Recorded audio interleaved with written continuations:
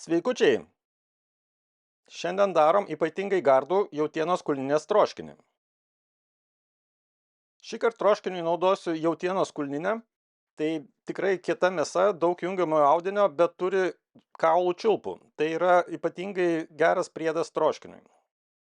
Taip pat naudosiu nemažai daržovių, iš kurių pagrindinės tai yra morkos. Man morkų troškiny visada turi būti daug, bet galima pagal savo skonį dėti. Taip pat salierų stiebai, porai ir šiek tiek dėl aštrumo truputį jalapeno ir kajeno pipiriuką.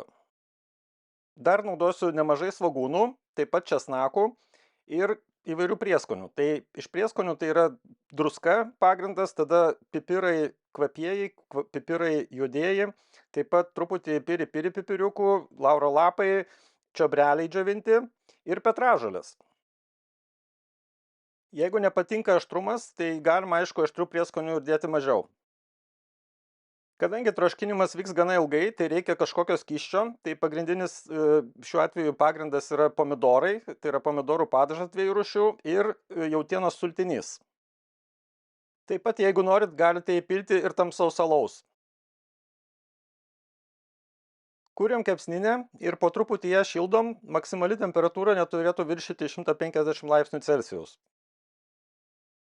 Darant įvairius troškinius, aš pirmiausia mėgstu mėsą šiek tiek parūkinti ir apkepti tiesiogiai ant ugnies. Tai tiesiog dėsiu groteles ir ant jų šiek tiek pakepsiu mėsą. Jos visiškai iškepti nereikėtų, reikėtų tiesiog, kad susidarytų vietomis tam tikra traški plutelė ir šiek tiek įgautų dūmo kvapą. Jeigu nepatinka dūmo kvapas, galite ir nedėti medienos. Kai uždegtukas baigia degti ir anglis įsidega, įdedu groteles ir leidžiu joms šiek tiek pakaisti. Kadangi prie karštų grotelių mažiau prilimpa mėsa, tai tiesiog reikėtų jas truputį pakaitinti. Palaukiu, kol grotelės įkais, bet kepsninės labai kaitinti nereikėtų. Galima iš karto dėti mėsą ir dėti pagaliukus medienos rūkimui. O įkaitinti kepsninės nereikėtų dėl to, kad po to uždėjus indą su troškiniu tiesiog viskas labai intensyviai virs ir per greitai gali prisvilti ir labai daug drėgmės išgaruoja. Apkepinėjant mėsą reikėtų ją apversti, galima ir kelis kartus, bet tikslas nėra ją iškepti iki galo, tiesiog reikėtų truputį pakepti. Jeigu kepsit labai ilgai, tai gali išsilydyti kaulų čiulpai ir jie tiesiog ištekės ir prarasit dalį skonio. Tai nereikėtų ilgai to daryti ir galima jau nuimti, toliau ruoštis troškinio gaminimui. Nuėmus mėsą dedu ketaus indą, tai šiuo atveju naudoju tokį plokščią gana, tai rekomenduoju, jeigu turit, tai naudoti aukštesnį. Ką dar rekomenduočiau padaryti, tai įpjauti kulninės šonus, nes ten yra kietas jungiamasis audinys, kuris toliau troškinant trauksis. Tai tiesiog šiek tiek iš visų pusių galima įpjauti, tokiu atveju mėsa išliks plokštesnė. Ypač aktualu, jeigu troškinat negiliam inde, nes tokiu atveju tiesiog mėsa iškils virš skysčio paviršiaus ir netolygiai troškinsis. Tai geriau tą padaryti iš anksto ir taip bus plokščiau.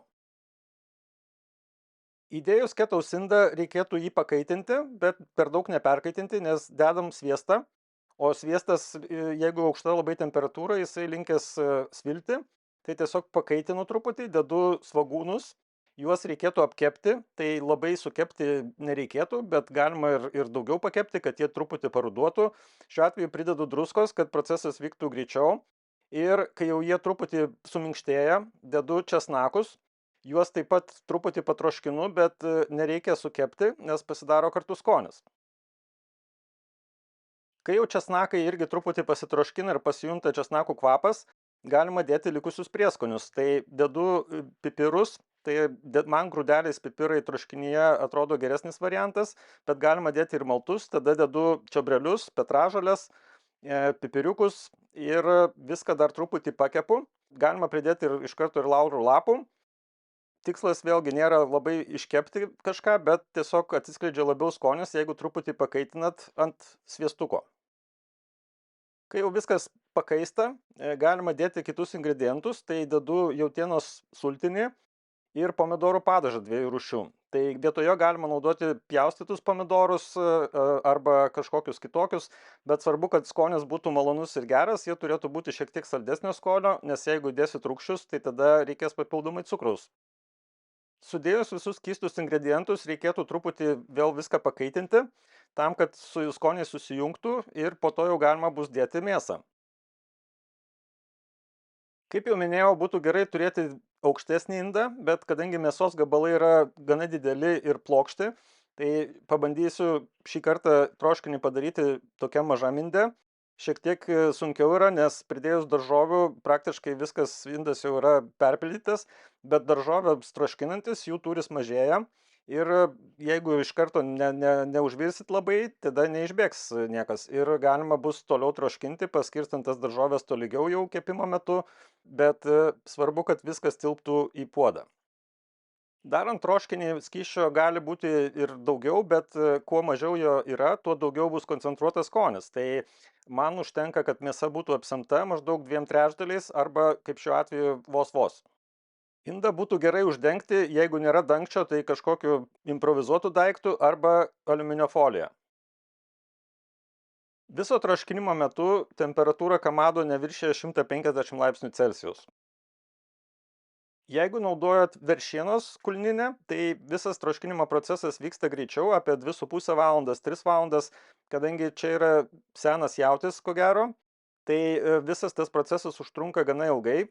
Maždaug kas valandą galima tiesiog šiek tiek tą mėsą apversti ir reikia žiūrėti tiesiog jau tada, kada jinai suminkštėja. Tai kažkokio konkretaus laiko nėra, bet šiuo atveju troškinys troškinasi apie 4-5 valandas. Dar atkreipiu dėmesį, kad morkos yra supjaustytos pakankamai stambiai, nes troškinimas ilgas procesas, tai jeigu suspjaustysit smulkiai, jos tiesiog ištirps. Kai jau viskas pasitroškina, reikėtų tiesiog paragauti ir galbūt trūksta kažkokių prieskonių, tai dažniausiai reikėtų pridėti druskos, jeigu daug neįdėjot iš pradžių, bet geriau visos druskos iškart nedėti, tai tada nepersudysit. Na ir po kokių 3 valandų arba šiek tiek daugiau galima tikrinti, ar mėsa jau minkšta. Jinai turėtų tiesiog lengvai prasidurti su šakute ir tiesiog kristi gabalais.